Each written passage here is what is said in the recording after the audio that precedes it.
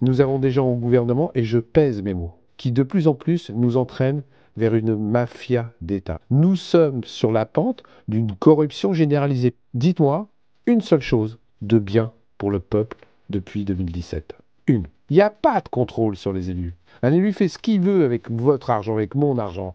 La démocrature est en train de devenir une dictature et les gens ne s'en rendent pas compte. C'est le système qu'il faut changer. L'Europe est en train aussi de devenir une mafia qui ne travaille qu'au profit des intérêts économiques et non au profit des peuples. Qu'un ministre oublie de déclarer 300 000 euros sur ses revenus, ça choque plus personne. Je lâcherai pas le morceau.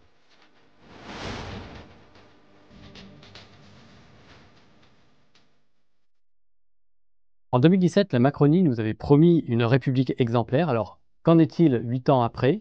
Mon invité du jour a certainement un avis sur la question, donc j'ai le plaisir de recevoir à nouveau Philippe Pasco. Bonsoir. Donc, Philippe Pasco, je précise que vous êtes ancien adjoint de la mairie d'Évry. Oui, de Manuel Valls, je suis la seule personne qui me soit battue physiquement 2 fois avec lui. Ça donne le pédigré. Vous publiez ce livre, Pilleurs d'État, encore et encore aux éditions Max Milo. Donc, je suis ravi de vous recevoir à nouveau, comme je disais. Malheureusement, je suis ravi aussi.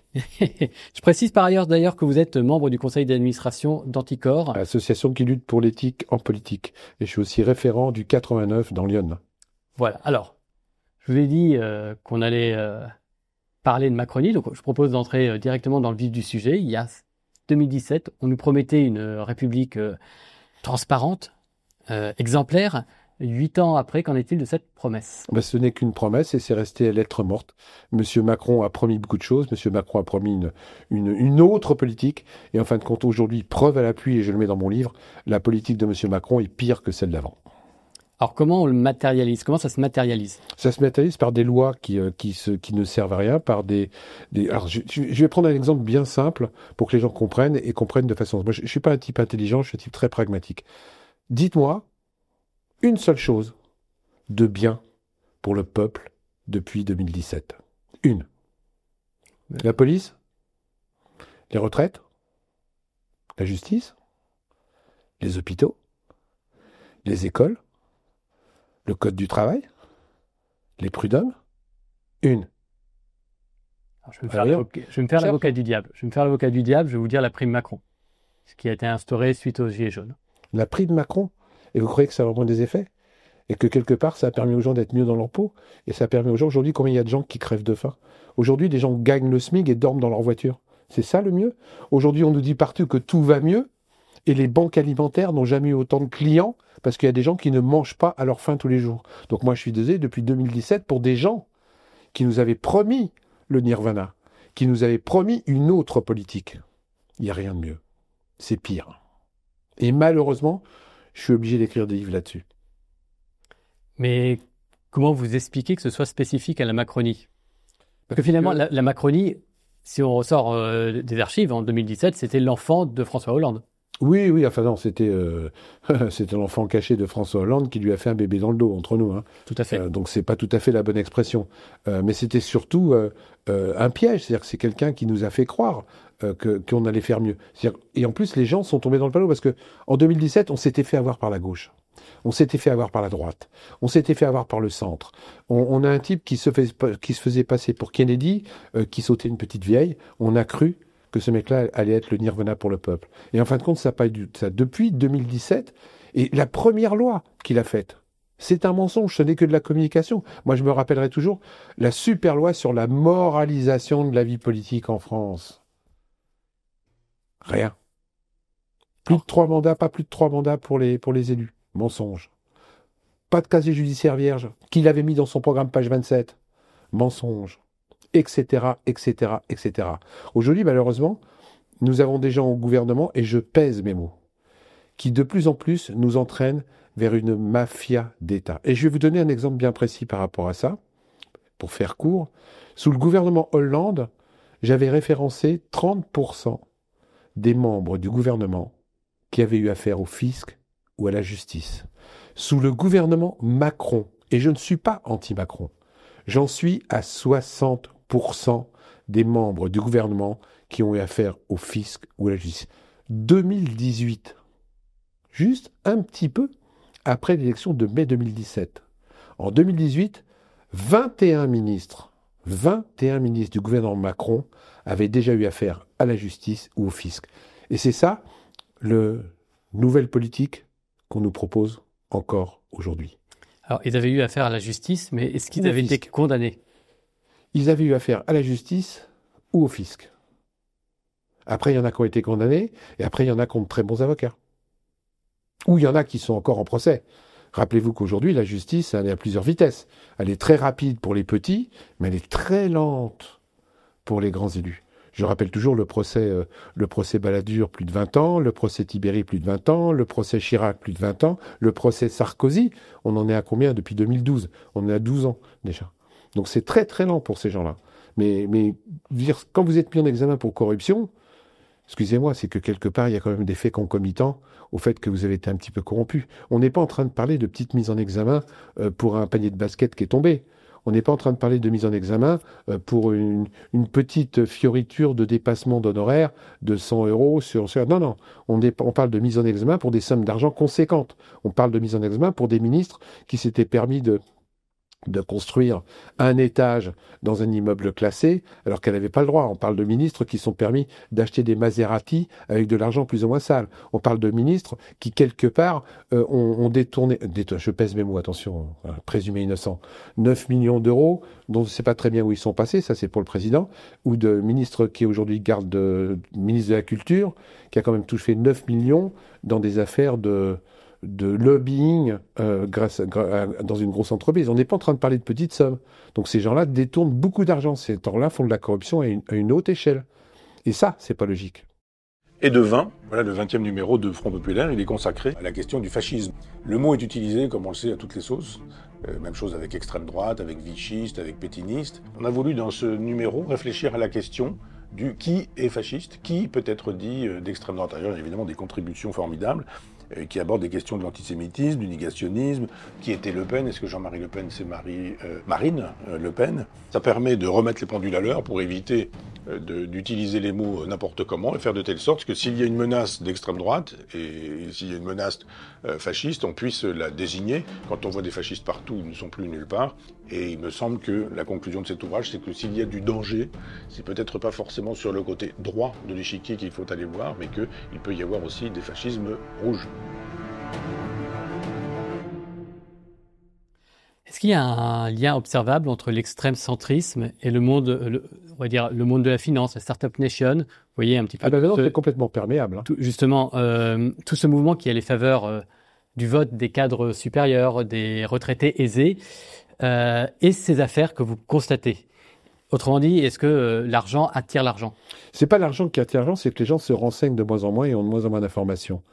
Donc celui qui est beau, celui qui parle, celui qui passe à la télé, celui qui porte bien, c'est bien. Et les gens, comme ils lisent de moins en moins, qu'ils se renseignent de moins en moins, et que les canaux d'information sont de plus en plus contrôlés, c'est difficile de ces gens de se faire une opinion. Moi, je discute avec des gens, je dis, tu sais qu'aujourd'hui en France, on a quand même 2 présidents de la République qui ont été condamnés par la justice. Est-ce que tu sais qu'en France, on a quand même 2 premiers ministres qui ont été condamnés par la justice? Les gens n'ont aucune mémoire collective. Je dis, mais rappelez-vous, Juppé, il a bien été Premier ministre, il a été condamné. Monsieur Fillon, il a bien été Premier ministre. Je ne sais pas si Juppé a été Premier ministre. Monsieur Fillon a bien été Premier ministre, il a été condamné. Les gens n'ont pas de mémoire collective. Et ça, c'est un gros problème. C'est un gros problème. On oublie. On oublie, par exemple, que Monsieur Macron avait juré qu'il ne toucherait pas aux retraites. On oublie que Monsieur Macron avait promis qu'il n'y aurait plus un seul SDF dans la rue. La communication est faite sur l'image qu'on veut donner, et derrière, les gens, ils y pensent plus. Et ça, c'est grave, parce que les gens ne se renseignent pas. Et puis, les gens vont vers la facilité. Et le dernier point, c'est qu'entre nous, les gens qui sont en face de Macron, aujourd'hui, on n'a pas non plus forcément envie de voter pour eux, quoi. Donc, c'est pas simple. D'où le fait qu'il y a de plus en plus d'abstention. On y viendra tout à l'heure. Alors, à lire votre livre... C'est bien. Il y a beaucoup de noms. Beaucoup de noms soulignés en gras. Donc, c'est une avalanche. C'est mon principe. Noms. Je mets les noms. Alors, du coup, on se retrouve face à une sorte d'avalanche. On est submergé et on peut se demander quelque part si il n'y a pas dans votre démarche, et vous allez le préciser tout de suite, une sorte de, on va dire, tous pourris. Non. C'est un peu la conclusion à laquelle on pourrait aboutir rapidement. C'est la conclusion que les gens veulent bien se donner. Mais moi, je mets pas tous les élus, et je le dis d'ailleurs, je l'écris dans mes livres au début, tous les élus ne sont pas pourris. Mais c'est vrai, malheureusement, et ce que je vais faire n'est pas un geste maçonnique. Plus on remonte en haut de la pyramide, plus je rencontre des élus corrompus. C'est simple à comprendre. Il y a 360 000 élus en France. Le petit conseiller municipal de la petite commune, le petit maire rural, il n'y a pas grand-chose à gratter. Mais c'est vrai que plus on remonte et plus il y a de l'argent qui est malaxé par ces gens-là, moins il y a d'élus, et plus ils mettent les mains dans la confiture. Et plus les rapaces autour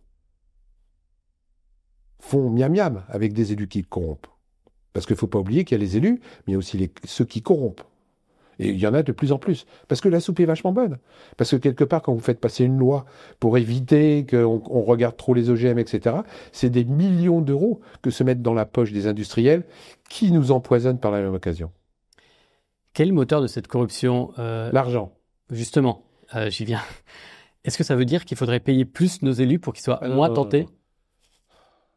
J'adore. À chaque fois, on me pose la question tous les ans. J'ai les preuves aujourd'hui, et je le mets dans les livres, que les élus qui touchent le plus, c'est ceux qui truandent le plus. Donc payer plus un élu, ça sert pas à grand-chose. C'est pas payer plus les élus, c'est les contrôles qu'il faut renforcer sur les élus. Il n'y a pas de contrôle sur les élus. Un élu fait ce qu'il veut avec votre argent, avec mon argent. Toi, en tant que journaliste, si jamais tu fais une bêtise, t'es contrôlé. Le comptable, s'il fait une bêtise, il est contrôlé. Le caméraman, il est contrôlé. Le boucher, il est contrôlé. Les élus, non. Toi, si tu es en tant que journaliste, tu vas faire un petit restaurant, dans le cadre de ton travail, derrière ta note de restaurant, il faut que tu mettes avec qui tu déjeunais et pourquoi tu déjeunais. Si tu fais pas ça, tu peux être mis en examen pour, je sais plus, abus de confiance ou je sais plus quoi. Un élu, il va au restaurant, il met rien du tout derrière sa note, et en plus, il peut se la faire rembourser 3 fois, comme je l'ai mis dans mon livre. Le problème, il n'est pas le fait de payer. Les élus sont hyper bien payés, il faut arrêter de déconner. Excusez-moi, pardon pour le terme, mais les élus sont très bien payés. J'ai été élu 25 ans. Je sais combien en sont payés les élus. Je sais combien il y a les à côté. Ce que vous ne savez pas, ce que les élus touchent. Parce qu'on vous dit, par exemple, un élu, il a le droit qu'à, de mémoire aujourd'hui, 8 230 € d'écrêtement maximum. Déjà, 8 300 €, c'est pas mal, on est d'accord. Il n'y a pas beaucoup de gens en France qui touchent 8 300 € net. En indemnité en plus, après impôt. On est d'accord. Mais il n'y a pas que ça chez l'élu. Les élus, ils ne payent pas leur Internet. Ils ne payent pas leur téléphone. Les grands élus, ils ont une voiture de fonction. Ils ont un chauffeur pour certains. On leur paye leur restaurant. Tout ça, c'est en plus. Et honnêtement, les élus sont très bien payés. Par contre, ils ne sont pas du tout contrôlés. Alors justement, qu'est-ce qu'il faudrait faire pour les contrôler ? C'est simple à comprendre.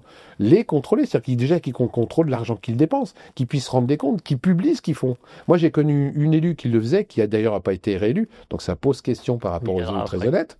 Toujours après, mais bon, oui, on y viendra. Donc il y a un moment donné, il faudrait que les comptes soient contrôlés. Un élu dépense notre argent, il n'a aucun compte à rendre. Aucun. Un élu fait de la gabegie financière, il n'est pas condamné. Il y a un moment donné, ça suffit, quoi. Si jamais le chef d'entreprise dépense de façon mal intentionnée de l'argent de son entreprise, je suis désolé, il est condamné. Un élu, non. Donc c'est le système qu'il faut changer. Pas le fait de les payer plus, que je peux vous assurer. Les élus, tout du moins, pas les petits élus, Le petit conseiller municipal, le petit maire rural, lui, il est mal payé. Mais dès qu'on remonte un petit peu au comité de communes, je peux vous assurer que les élus croquent bien dans notre argent. Alors, dans le livre, vous écrivez qu'on est dans une sorte de démocrature. J'emploie votre terme. Ça m'intéresse que vous développiez un peu. C'est simple, nous sommes pure démocratie, nous ne sommes pas encore en dictature. Nous sommes en démocrature, avec un gros problème, c'est que de plus en plus, les gens sont ce que j'appelle des moujons. Moitié mouton, moitié pigeon. Et donc, à un moment donné, la démocrature est en train de devenir une dictature, et les gens ne s'en rendent pas compte. Moi, je le mets dans le livre, la liberté d'expression est en train d'être jugulée, mais de partout. De partout, il y a de moins en moins de possibilités de s'informer de façon libre. Mais vous pouvez toujours, à partir du moment où il faut que vous payiez, parce que même vos petites chaînes comme les vôtres, à un moment donné, il faut payer. Sauf que les gens ne se rendent pas compte que comme il y a une paupérisation générale des individus, à un moment donné, les gens pourront même plus payer pour s'informer. Parce que payer pour avoir de l'information, ça va devenir de plus en plus dur. Un, pour vous, parce qu'il faut que vous existiez, et comme vous n'êtes pas maqué par une entreprise, une industrie, etc., faut trouver de l'argent. Le seul argent qu'on peut avoir, c'est les adhérents, mais comme les gens ont de moins en moins d'argent, vous aurez de moins en moins d'argent pour investiguer. Les petits vont mourir, il va rester que les gros. Est-ce que je suis clair? Très clair, très clair. Je vous remercie. Cette démocratie, pour vous, elle est attaquée uniquement sur le prisme de la liberté d'expression. Ah, pas que ça, la liberté sur plein de choses, sur les lois, sur la façon de se déplacer. Vous vous rendez compte qu'aujourd'hui, ils ont pondu une loi pour que les pauvres ne puissent plus se déplacer? ZF, j'imagine. Non, zone de forte exclusion, qui est un truc complètement fou. Ils font des lois uniquement pour eux. Je vais vous en donner un autre. Allez, 2035, vous suivez 2035? Tout à fait. Vous êtes au courant de ce qui se passe? Les voitures thermiques, la Oui. fin des constructions des voitures thermiques. Oui, et vous avez lu la loi jusqu'au bout? Moi, oui. Dites-moi. Il y a un petit article dans cette loi de 2035 qui dit que les voitures construites à moins de 10 000 exemplaires pourront toujours rester en thermique. Ah oui, pour les voitures de luxe notamment. Tiens, L'amendement pour les Ferrari qu'avait ça veut dire faire quoi? Ferrari. Ça veut dire que c'est encore une loi uniquement pour les pauvres. C'est-à-dire que les mecs qui ont du pognon pourront toujours continuer à avoir une voiture. Et le pauvre, lui, il faudra qu'il achète une voiture électrique qu'il paiera excessivement cher, qui va tomber en panne quand il va flotter, ou que la batterie va être obligé de la changer tous les 2 ans. Par contre, la petite alinéa pour les riches, ça marche. C'est ça les lois qui nous pondent aujourd'hui. C'est ça qui nous font. Parce qu'en plus, sur les ZFE, je vous signale que les voitures de collection, ils peuvent toujours aller à Paris. Et certaines grosses voitures pourront toujours aller à Paris. Pourquoi? Parce que le mec qui a une SUV, c'est comme ça qu'on dit une grosse voiture, c'est une SUV. SUV, bah lui, il est en critère 1. Donc eux pourront continuer à aller dans Paris et polluer. Les pauvres qui n'ont pas de thunes pour acheter une voiture, qui se crèvent pour acheter une bagnole, mais qui en ont besoin pour aller en banlieue, pour aller voir leur grand-mère, etc., eux, ils pourront plus rouler dans Paris et dans les grandes villes. Ça, c'est les lois qui sont en train de nous pondre. Et il y en a plein des lois comme ça. Alors, je voudrais qu'on aborde la question des autres pays, mais d'abord, pour aller élargir, je voudrais savoir si l'Europe, est-ce qu'on peut faire confiance à l'Europe comme une institution pour régler le cas de la corruption? Non. Merci de me laisser finir ma question, mais C'est clair? j'ai ma réponse. L'Europe, c'est pire, c'est en train de devenir pire qu'aujourd'hui. Vous savez combien il y a de lobbyistes payés par député européen? Oui. Je dis bien de lobbyistes payés, référencés, marqués dans l'annuaire des lobbyistes. Dites-moi. 20. C'est-à-dire qu'il y a 20 lobbyistes payés, c'est le dessus de l'iceberg, hein, il y a tous ceux qui sont en douce, 20 lobbyistes payés pour influencer de façon économique un député européen. C'est ça l'Europe aujourd'hui. Je vais vous donner un exemple bien précis. Vous vous rappelez qu'il n'y a pas longtemps, je l'ai mis dans le livre, il y a une vice-présidente qui avait mis les mains dans la confiture et qui a été mise en prison. Ça vous parle? Tout à fait. Hein, avec un autre monsieur qu'on a retrouvé 600 000 euros chez lui, etc., etc. Cette dame est sortie de prison. Vous êtes au courant? Non. Non, vous n'êtes pas au courant parce que ça s'est pas su. Donc, elle est sortie de prison et elle a retrouvé son poste de vice-présidente. C'est normal, ça?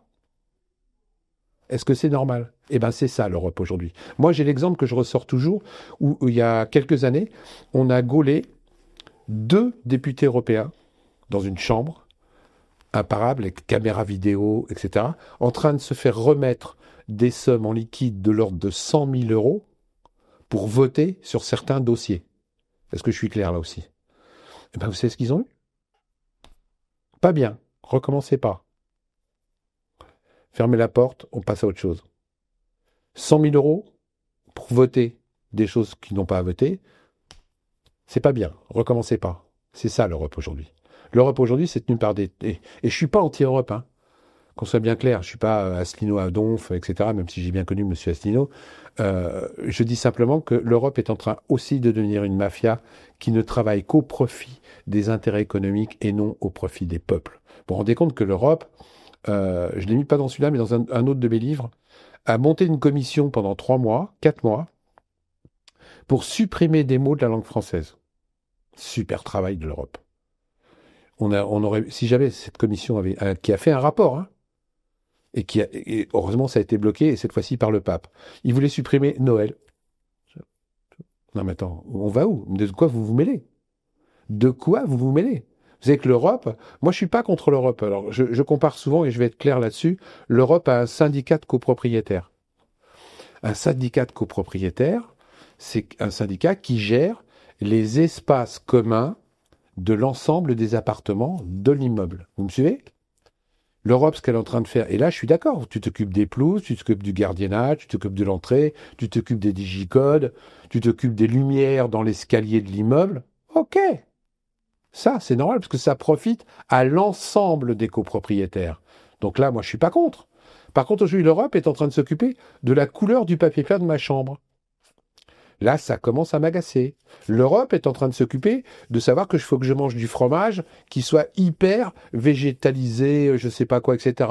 Là, tu commences à m'agacer par rapport au choix français du nombre de fromages. L'Europe est en train de s'occuper de savoir, et ce que je vous dis est factuel, j'ai même sorti un article là-dessus, à vouloir nous imposer des grilles peints à une fente et non à deux. Parce qu'ils ont estimé que les grilles peints à 2 fentes, ça servait à rien et ça usait trop d'électricité. Il y a un moment de l'Europe, s'occuper de la couleur de mon papier peint, allez vous faire foutre. Est-ce que j'ai répondu clairement? À peu près, je pense qu'on peut dire. La corruption, c'est une spécificité française ou où on se situe par rapport justement à nos voisins européens? Là, il y a un rapport qui vient de sortir, c'est Transparency, un truc très officiel, qui dit qu'on a dégringolé de 4 ou 5 places dans la corruption.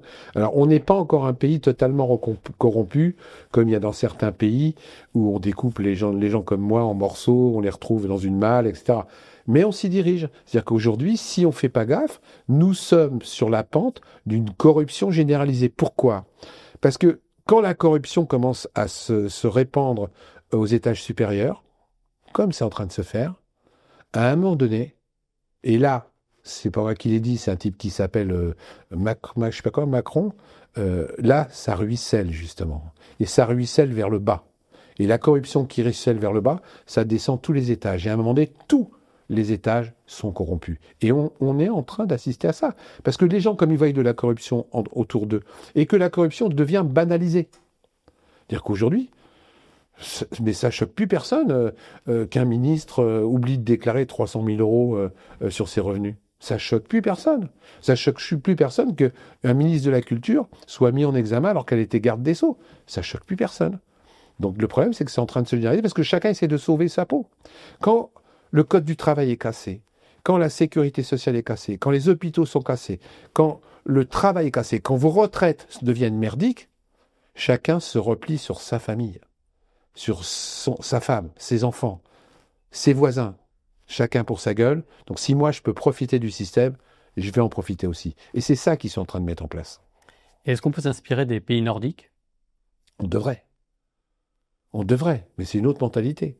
C'est-à-dire qu'aujourd'hui, ils sont en train de mettre en place des systèmes où il n'y aura même plus besoin de police, parce que c'est les gens se dénoncent les uns les autres. Rappelez-vous le Covid. Allô, police! Il y a 7 personnes à table! Venez vite! Et toi, là, ton masque, là, dans le supermarché, c'est au-dessus du nez, hein? C'est pas en dessous. C'était ça. Et ça continue, puisque là, je vais vous donner un truc, je l'ai mis aussi dans le bouquin. Ils ont institué dans plusieurs villes, et ça va généraliser sur toute la France, des sacs poubelles obligatoires transparents. Sac poubelle, obligatoire, transparent. Pourquoi? Parce que quand vous sortirez vos sacs poubelles, les voisins pourront voir si vous avez bien mis le papier dans celui du papier, si vous avez bien mis la bouteille de coca dans celui de la bouteille de coca. Ils viennent même mettre en place une police des poubelles. On a vu ça, il y a eu un reportage à ce sujet. Alors qu'on n'a déjà pas assez de policiers de proximité, ils mettent en place une police des poubelles pour que le mec puisse soulever le couvercle de la poubelle, ouvrir votre machin et aller voir vos tampons. À un moment donné, excusez-moi, je suis en termes un peu crus, mais c'est ça qui va se passer. Je suis pas sûr que toutes les femmes ont envie qu'on jette un œil dans la poubelle. Ces affaires que vous dénoncez, est-ce qu'elles sont nouvelles au regard de l'histoire? Quand on regarde la Troisième République, je vais pas plus loin, mais la Troisième République, il y a eu l'affaire des médailles, il y a eu l'affaire du canal de Panama. C'est pas nouveau, mais c'est endémique. C'est-à-dire qu'avant, il y en avait moins. Pourquoi il y en a plus? Parce qu'aujourd'hui, mondialisation, parce qu'aujourd'hui, Internet, parce qu'aujourd'hui, crypto-monnaie, parce qu'aujourd'hui, plus de facilité, et parce qu'aujourd'hui, plus d'argent. Donc, plus de facilité de truander. Avant, il y avait un gâteau qui était grand comme ça. Maintenant, le gâteau, il est grand comme ça. Le problème, c'est que c'est toujours ça qui continue à en bénéficier dans le peuple, sur le petit gâteau comme ça, et c'est toujours ça, sur le gros gâteau. Les gens prennent de plus en plus d'argent. Et c'est vrai que avec la mondialisation, c'est de plus en plus facile. Avant, quand même, rappelez-vous, mais vous n'avez pas l'âge, mais moi je l'ai, avant, on transportait des valises de liquide. Avant, vous aviez des images avec des lingots d'or qu'on mettait dans des valises, qu'on emmenait en Suisse, etc. Maintenant, vous appuyez sur un bouton. Et vous avez transféré 3 millions sur une banque qui va sauter sur une autre banque, etc. Donc, il y a plus de corruption parce qu'il y a plus de facilité d'échange. Et toujours pareil, les contrôles ne sont faits que pour les petits. Et je reviens là-dessus parce que c'est vrai que depuis le début, vous parlez des Français qui se replient sur soi, Ouais. qui sont finalement assez apathiques, qui ne réagissent pas. Comment vous les... Oui, alors, vous allez me dire, vous l'avez déjà un petit peu abordé et un peu expliqué, mais comment vous expliquez que ce soit un non-sujet à ce point? C'est pas que c'est un sujet, c'est que moi j'étais une petite figure des Gilets jaunes. Je pouvais s'assurer que le système qui a été mis en place pour empêcher les gens de manifester est violent quand même, hein. Quand vous avez 1 million de personnes dans la rue, et je l'ai vu, et qu'on vous coupe la manifestation en 10, 15, faire des petits tronçons, qu'on les bloque pendant 3 heures, tasser les uns sur les autres, que quelque part à un moment donné ça s'énerve, que du coup ça devient violent, qu'il y a des poubelles et que les mecs qui vous tirent dans les yeux avec leur LBD, eh ben ça vous fait peur. Quand quelque part aujourd'hui pour n'importe quoi, vous pouvez prendre une amende de 135 €. Je rappelle qu'aujourd'hui, avec les nouvelles lois qui sont sorties, on peut vous mettre carrément en examen pour pas grand-chose. Moi, j'ai des gens qui ont pris 135 € d'amende parce qu'ils avaient une cravate jaune. J'ai des gens qui ont pris 135 € d'amende parce qu'ils avaient un drapeau bleu, blanc, rouge sur l'épaule. Donc ça refroidit les gens, hein. Et puis les amendes, faut les payer. Il y a même des endroits maintenant où les gens ont reçu des amendes parce qu'ils étaient dans une manifestation. Et je rappelle quand même que là il y a un mois, il y a une loi qui est passée qui autorise, écoutez bien, qui autorise les drones au-dessus des manifestations à faire de la reconnaissance faciale sur les manifestants.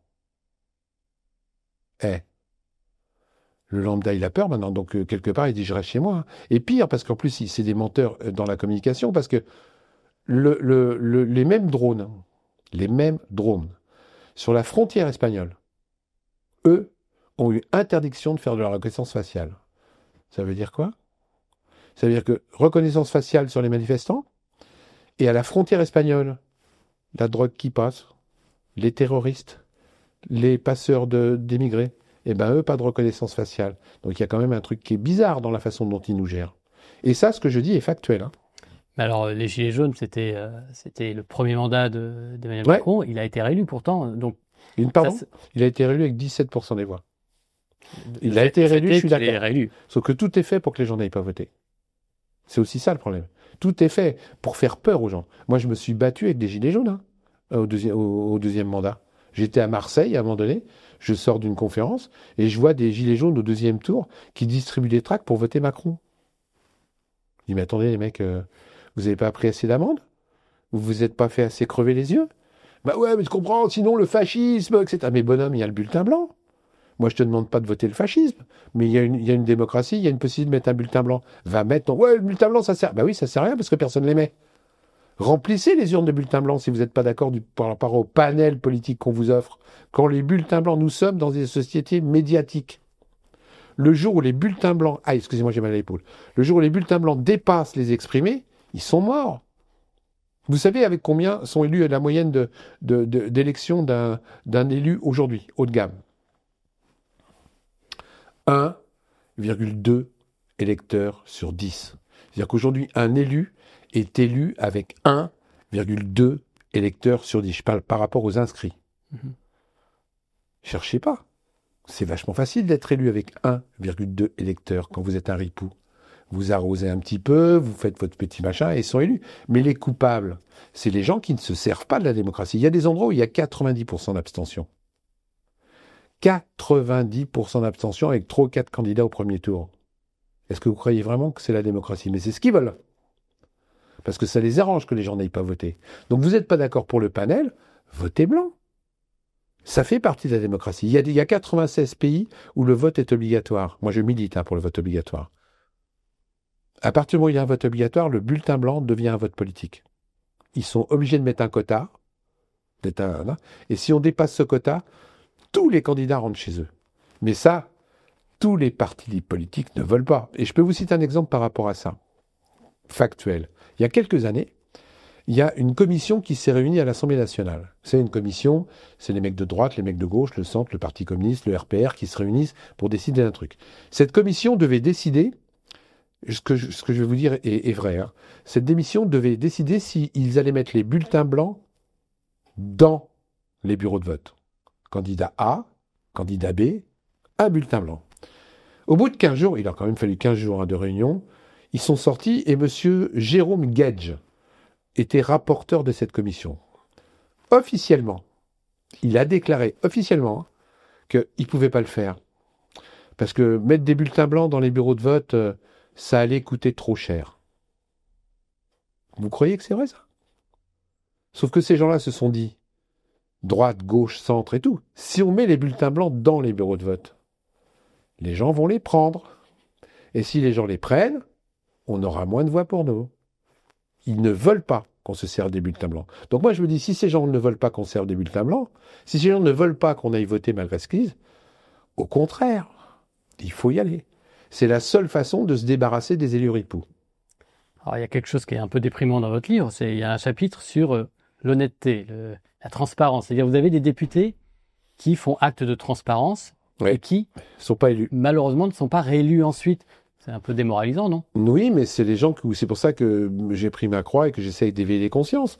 Je veux dire, arrêtez de voter pour des élus ripoux et votez pour des élus honnêtes. Mais les élus honnêtes, c'est sûr. Moi, je l'ai vécu quand j'étais président de la formation professionnelle de l'apprentissage, le nombre de gens qui sont venus me voir pour que je leur obtienne un appartement ou une place dans un CFA.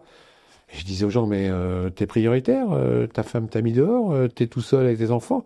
Ils me disaient, non, t'es mon copain, je suis ton copain. Je dis, j'ai beau être ton copain, tu fais la queue. Et qu'est-ce que faisaient ces gens-là?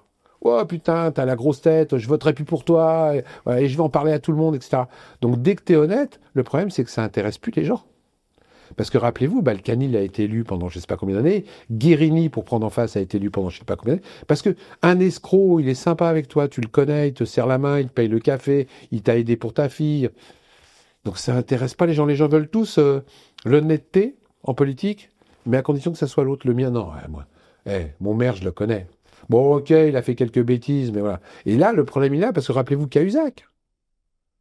Les yeux dans les yeux, je n'ai pas de compte en banque en Suisse. Il fait de la prison, il se représente, et il fait quand même 10% des voix. Qui est con? Les 10% des gens qui ont voté pour Cahuzac. À un moment donné, il faut arrêter. Est-ce qu'on aurait l'idée, en France, et c'est là où j'ai un problème par rapport aux élus, est-ce qu'on aurait l'idée, à un comptable qui a détourné la caisse, de lui redonner le boulot de comptabilité? Est-ce que tu réembauches le mec qui t'a détourné 5 ou 6 millions dans la caisse de ton entreprise? Je ne suis pas sûr que les gens le réembaucheraient. Peut-être un ou deux bons samaritains. Eh bien, les élus, ça pose pas de problème.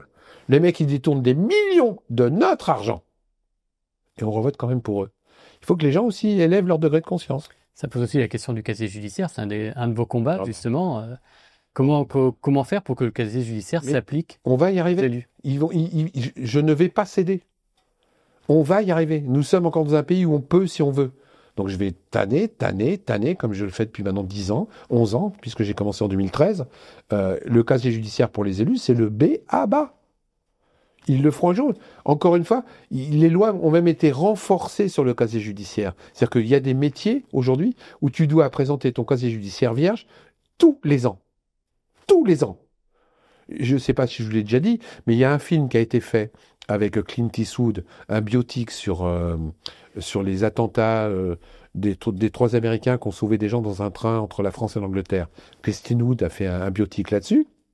C'est comme ça qu'on dit biopic? Biopic. Biopic, oui. Ouais, un truc biopic. Tous les figurants ont dû présenter un casier judiciaire vierge pour tourner dans le film une journée. 150 €, casier judiciaire vierge. Ça va, quoi. Moi, j'ai acheté une petite maison en 2018 à Guerchy, à côté d'Auxerre. Je vais chez le notaire, défilé de trucs. Demande de casier judiciaire vierge pour Monsieur Pasco. C'est-à-dire que pour acheter ma maison, le notaire a demandé un extrait de mon casier judiciaire vierge. Et pour être élu, il n'y a pas de problème, tu peux continuer à être un casier chargé et te présenter. Et encore une fois, mais mettez-le sur votre bulletin de vote. Condamné pour escroquerie, condamné pour abus de client, condamné pour trucs sexuels, les gens sauront au moins pourquoi ils votent. Parce que les gens oublient. Les gens ne savent pas. Les mecs qui parlent bien, ils serrent des mains, donc je vote pour lui. Donc c'est pas logique. Pourquoi dans une mairie, il faut un casier vierge pour travailler? Que si jamais tu es condamné pendant que tu es fonctionnaire, tu peux être viré.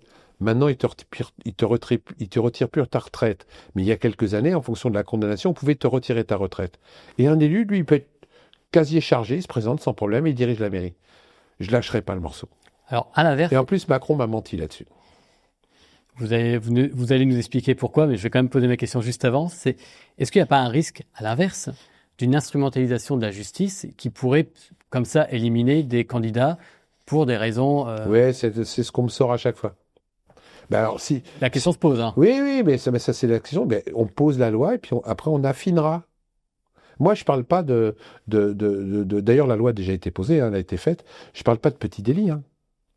Je parle de corruption, de cossusion, d'abus de faiblesse, d'abus sexuels, des gros délits. Déjà, ça, c'est le principe. Parce que je vais vous expliquer, quand j'ai sorti la pétition 2013, il y a 2 élus seulement qui m'ont signé la pétition. C'est Jean Lassalle et Nicolas Dupont-Aignan. Et Jean me rappelle 2 jours après, on me dit « Oh, Pascal, tu fais chier. Putain, tu m'as fait signer un truc, je vais être obligé de démissionner. J'ai eu une contravention, j'étais machin parce que j'ai eu un excès de vitesse. » J'ai dit « Jean, attends, c'est pas un excès de vitesse. Tu laisses tomber. C'est des faits graves. » Ah ouais, j'avais pas compris ça. Donc, non, on parle de choses. Est-ce que c'est normal que des mecs qui sont responsables, qui doivent nous montrer l'exemple, aient un casier chargé? Alors, c'est vrai qu'il y a un risque d'instrumentalisation. Mais on pose la loi, et puis après, on affinera. Mais au moins... Ou alors, si vous voulez pas faire ça, retirez ça pour les autres. Pour les 396 métiers que j'ai référencés, pourquoi il faut fournir un casier judiciaire vierge quand on est pompier? Expliquez-moi. Pourquoi il faut fournir un casier judiciaire vierge quand on est journaliste? Expliquez-moi. Si c'est valable, pas valable pour les élus, pourquoi c'est valable pour un journaliste? De quel droit, quand on t'embauche comme métier journaliste, on te demande un casier judiciaire vierge? Pourtant, on te le demande. Et pire, on te le redemande même des fois. Et élu, non. Et là, il n'y a pas d'instrumentalisation. Non. Si c'est pas valable pour les élus, il n'y a aucune raison que ça soit valable pour une assistante maternelle. Or, aujourd'hui, pour être assistante maternelle, il faut un casier judiciaire vierge. Expliquez-moi. Moi, je suis un type très simple. Mais c'est l'excuse que sortent les élus, la plupart du temps, pour ne pas poser le casier judiciaire vierge. Mais en plus, il faut savoir que ça a été voté déjà. Eh ouais. Eh ouais. La loi sur le casier judiciaire vierge, dans les termes que je suis en train de vous dire, grave, a été concoctée par moi, le député Cabanel, et le sénateur Cabanel, et une députée Combe d'Aoste, je ne me rappelle plus exact son nom. Nous avons fait voter cette loi à l'Assemblée nationale le 1er février 2017. Elle a été votée à l'unanimité des députés présents. Donc la loi existe déjà, hein, on est bien d'accord? Elle a été envoyée au Sénat en 2e lecture, et aujourd'hui, elle dort dans un des casiers du Sénat. Il suffirait qu'un groupe de sénateurs prenne la loi, la passe en 2e lecture, la renvoie à l'Assemblée nationale, et la loi sur le casier judiciaire pour être élu est posée. Mais ils veulent pas. Et M. Bayrou et M. Macron ont pris pour excuse de ne pas le faire parce que soi-disant c'était anticonstitutionnel. Expliquez-moi. Je suis devant le terrain de foot, il y a un pénalty qui va être tiré. Et M. Macron et M. Bayrou me disent je ne tire pas le pénalty parce que le ballon ne va pas rentrer. Mais tirez-le le pénalty. Et on verra si le Conseil constitutionnel dit que la loi n'était pas conforme. Pourquoi ils l'ont fait avant? Moi je sais, parce que M. Bayrou était mis en examen. Il est toujours mis en examen. Donc ils veulent bien le casier judiciaire vierge, mais pour les autres, pas pour eux. Toutes les campagnes financières, électorales, des présidentiables depuis Mitterrand ont été truandées. Moi, qu'un ministre de l'Intérieur et un garde du corps à vie, etc., ça ne me gêne pas. Hein. Parce que je sais que quand vous êtes ministre de l'Intérieur, vous avez accès à un certain nombre de dossiers et que si vous n'êtes pas protégé, un jour ou l'autre, il peut y avoir un problème. Par contre, qu'une amende d'1 milliard ne soit pas payée parce que vous vous appelez M. Arnaud et que vous avez négocié par avocat interposé dans un bureau avec les juges, ça me gêne. La corruption, c'est un système. Et un système, il n'y a pas de couleur politique. Il est aussi bien à droite qu'à gauche. C'est un système, la soupe est tellement bonne quand tu es à ce niveau-là. Je commence à être attaqué de plus en plus, je commence à être blacklisté dans des grands médias. C'est le jeu. Tant pis, tant qu'ils ne m'ont pas tué, je continue.